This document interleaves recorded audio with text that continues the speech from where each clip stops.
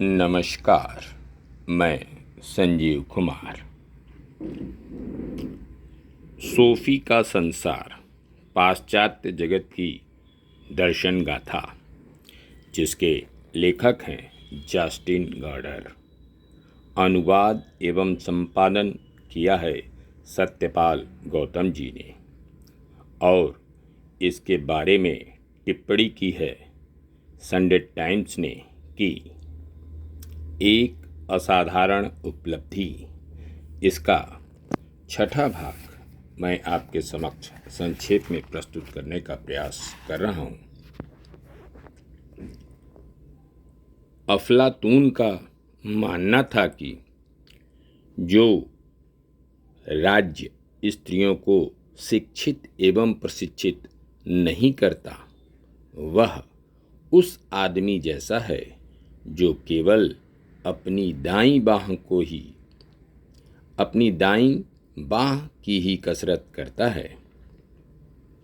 एक प्रसिद्ध कहावत है, खाली हाथों के लिए शैतान काम ढूंढ लेता है।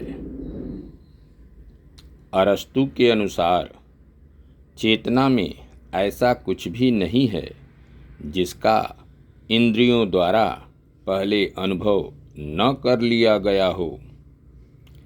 अफलातून ने यह अवश्य कह दिया कि प्राकृतिक दुनिया में ऐसा कुछ भी नहीं है जिसका अस्तित्व पहले विचार जगत में न रहा हो। इसके विपरीत अरस्तु की मान्यता थी कि अफलातून इस प्रकार चीज़ों की संख्या दुगनी कर रहा था। वह एक विचार घोड़े की ओर इशारा करके जानवर घोड़े को समझ रहा था, किंतु यह किस प्रकार का स्पष्टीकरण है? विचार घोड़ा कहाँ से आता है? क्या कोई तीसरा घोड़ा नहीं हो सकता जिसकी नकल करके विचार घोड़े की रचना की गई है? अरस्तु का मानना था कि हमारे सारे सोच और विचार हमारी चेतना में यहाँ से आते हैं जो इसने देखे या सुने हैं, किंतु हम तर्क करने की एक सहज शक्ति भी रखते हैं। हमारे विचार जन्मजात नहीं है जैसा अफलातून कहता था, किंतु हम में अपनी सारी इंद्रिय जनित छापों को श्रेणियों और वर्गों में संगठित करने की सहज क्षमता है, और यह सारी धारणाएं या विचार जैसे पत्थर, पौधा, जानवर और मानव इसी प्रकार बने हैं, और इसी प्रकार बने हैं घोड़े, कुत्ते और मनुष्य संबंधी विचार।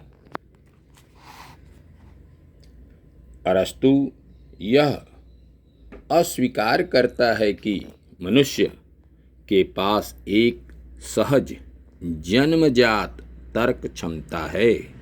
वास्तव में अरस्तु मानते हैं कि यह तर्क ही है जो मनुष्य को अन्य जीवों से अलग पहचान का लक्षण है, किंतु जब तक हम किसी चीज़ का इंद्रियों से भान अर्थात अनुभव नहीं कर लेते, तब तक हमारा तर्क पूरा खाली है। अतः आदमी की कोई जन्मजात विचार नहीं है।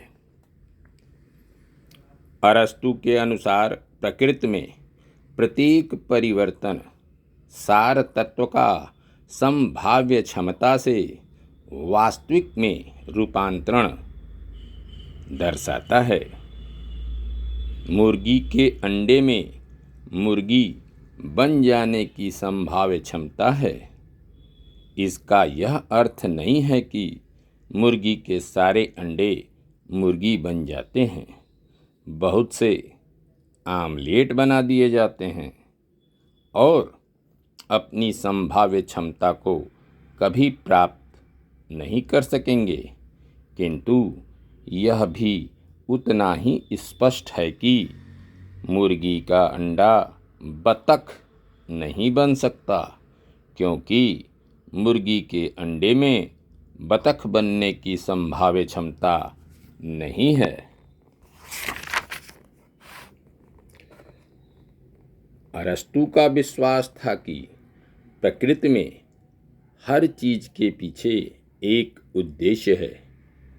वर्षा इसलिए होती है कि पौधे बढ़ते हैं, संतरे और सेब इसलिए पकते हैं कि लोग उन्हें खा सकें। धन्यवाद।